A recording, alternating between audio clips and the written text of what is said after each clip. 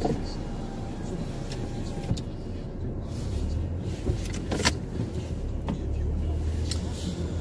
evening, everyone. Welcome to after dinner pipe and coffee. You're probably wondering why I'm in my car. I was in the Bronx, New York today and got back late. So I ate dinner on the way home, stopped at a truck stop, grabbed something. Here's my coffee. It's from the thermos this morning and it is still piping hot.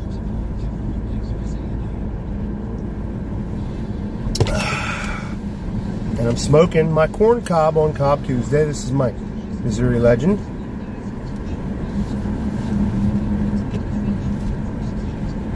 With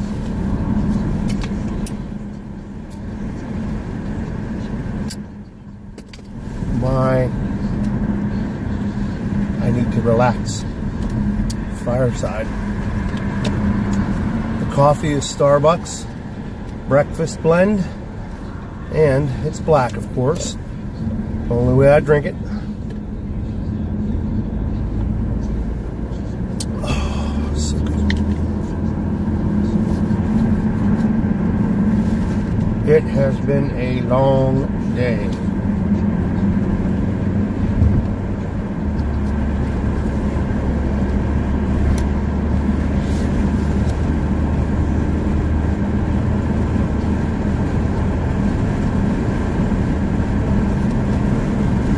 Headed out this morning, loaded up with the trailer at 5 a.m. So that means I got up at 3:30 a.m.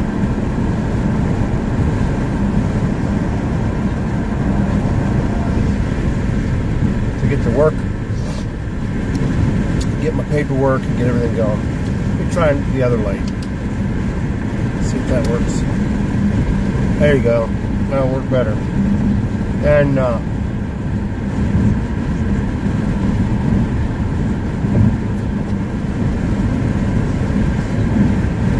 if any of you are from the Northeast, Andrew Sirigliano, I know you can appreciate this. You head up 78 east towards New York, and the closer you get to New York, the heavier the traffic becomes. So, on the way up,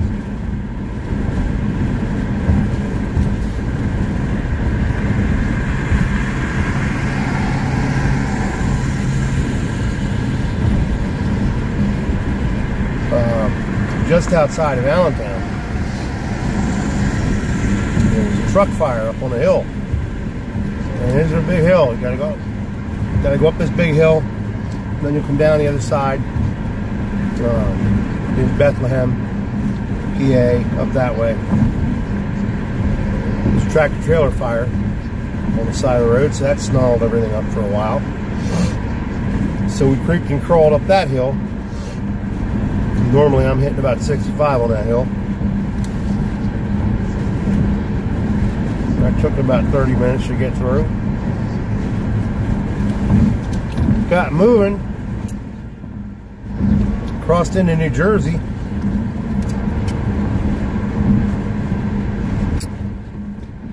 And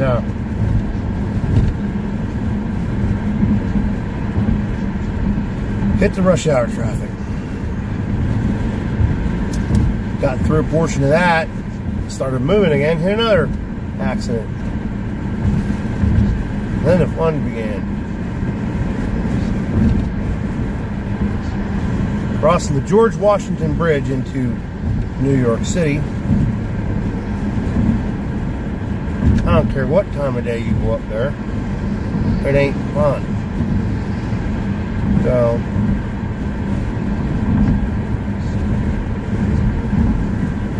took about 45 minutes to cross over a bridge that's approximately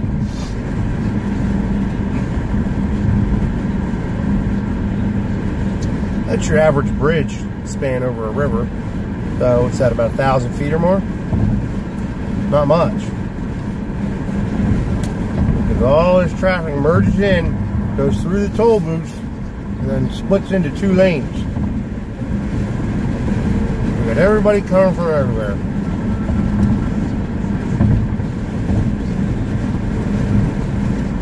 Then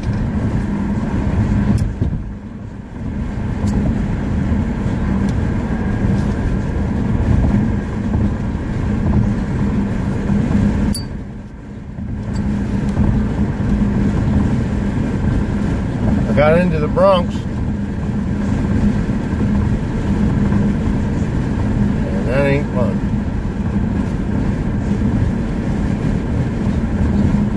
Part of the Bronx borough that I had to go into was the industrial part, very crowded with trucks, businesses, making moves between trucks with that much to spare. Get where I'm going. I'm only a half an hour late.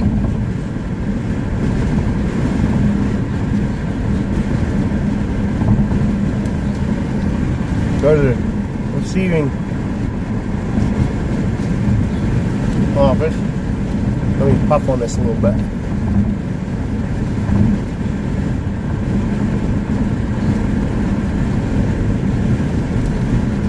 My trucker friends can appreciate this next one, especially you, River Rat. So I go in there and hand my paperwork in. Tell the young lady, hey, I'm new coming up here. What's the procedure?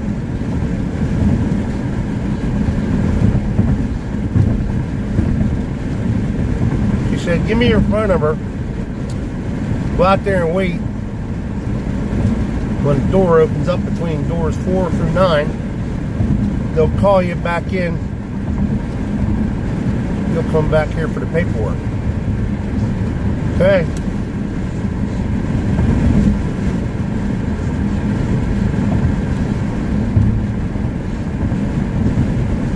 Not long after I parked my truck and waited for a door to open up, guy whistles for me to come back to the door. Back my truck into the door, so I backed my truck into the door.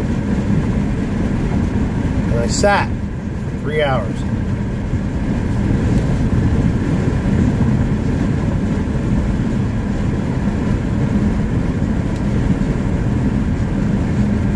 Finally, about 2 p.m., knowing rush hour is coming, I decided I'm going in and check and see what's going on. They hadn't even started. The guy says, we were wondering what you were doing.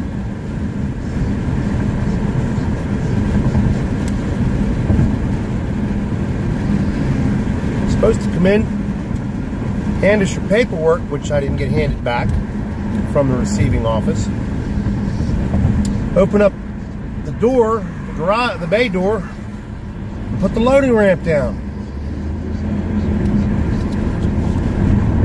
Nobody said anything to me how to do it. I said, look, I've never been here before. They didn't tell me any of this stuff. So I opened up the bay door and I said, look, dude, I want to get out. I got to get down to Pennsylvania, man. I'm running out of hours. Any way you guys can unload me quickly. He said, oh man, no problem. Them boys hustle. And in 20 minutes, I was out of there. And I thought, I'm still gonna hit that traffic. I gotta go back over that stinking bridge. I'm gonna hit all rush hour traffic now leaving the city. Well, when I got down to the bridge, it was smooth sailing. I was a happy guy. As soon as I crossed into New Jersey, I knew I could make up some time. It is about 7 p.m. my time. I'm on the we call it the Miracle Mile in Carlisle. I'm heading over to the PA Turnpike. not what I normally do, but it's a shortcut to the house, to my place. I live literally right off the turnpike. So I'm taking the turnpike home. I mean, I can be there in like 20 minutes. So, wiped out. I had to eat crap for dinner. I don't like doing that. But it's the trucking industry, and this is the way it happens sometimes. It doesn't happen often, but it does happen. Unfortunately for me, though, 2 weeks in a row, I had 2 days where I was just long hours. So, it is what it is, you know. I'm getting paid good money to do what I do. Like I said, I think they're testing me to put me into the bigger and better things as far as job title. I don't know. I don't know what they're thinking. I do know this. They know when they want to get something done, they know to ask me and I'll do it, and I won't question it. I won't say no, because that's my problem in life. I don't know how to say no. And it'll get done. So, all in all, it was a good day. I'm just tired, you know. Fortunately for me, I don't have to start tomorrow morning until 5:30. And I'm just running down to Maryland and back, thank God.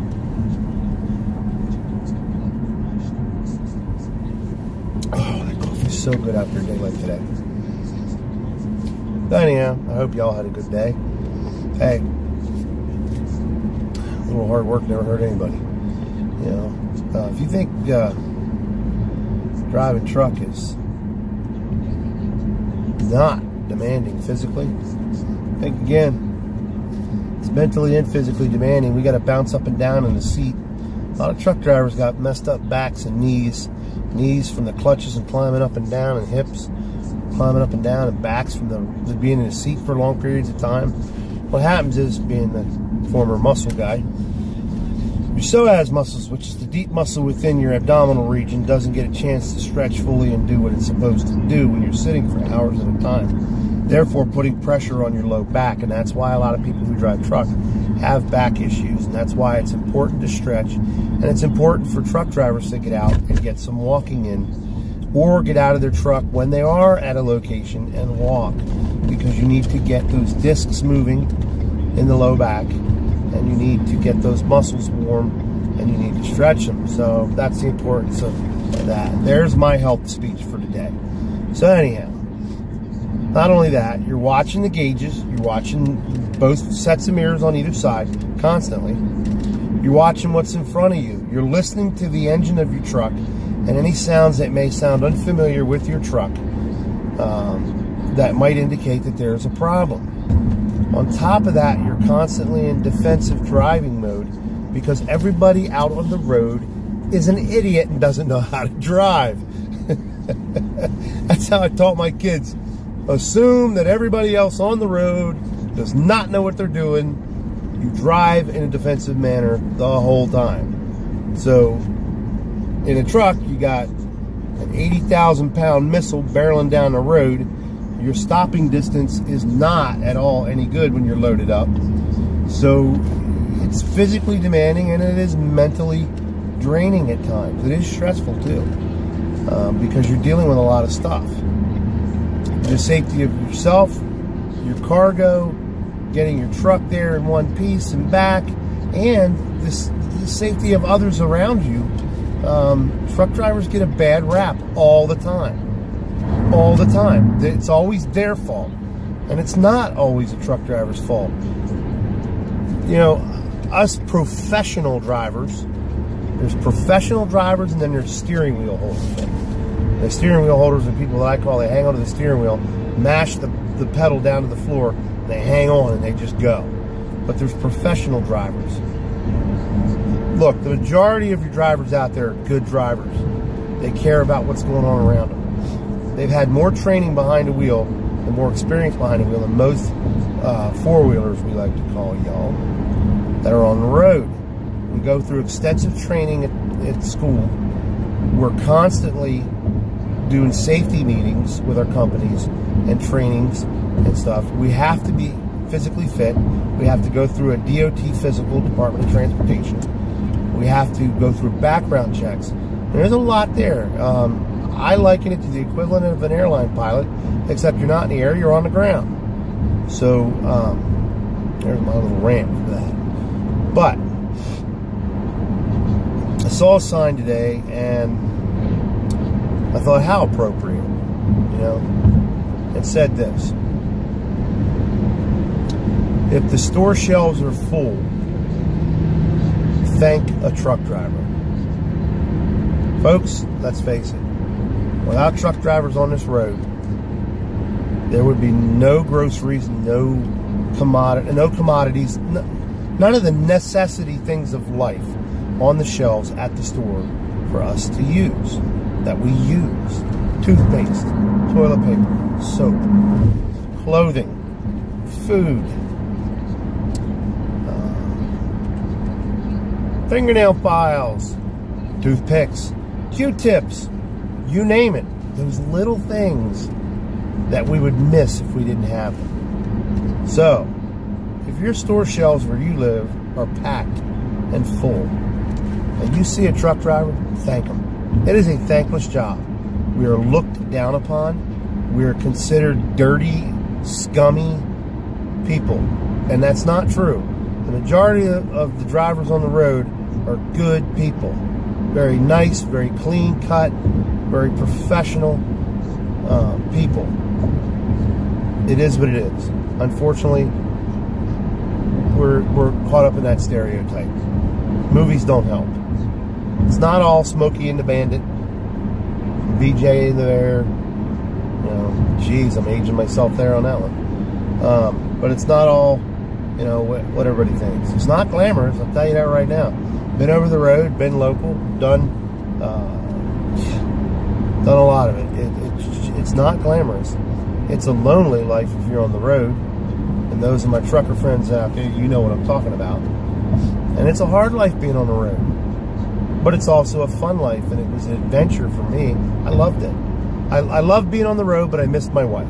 I loved being on the road, but I missed being at home. I loved being on the road, but I missed life going on when I wasn't home. So, what's more important? So I decided to get off the road and decided to drive local. And that's fine. It's fine by me.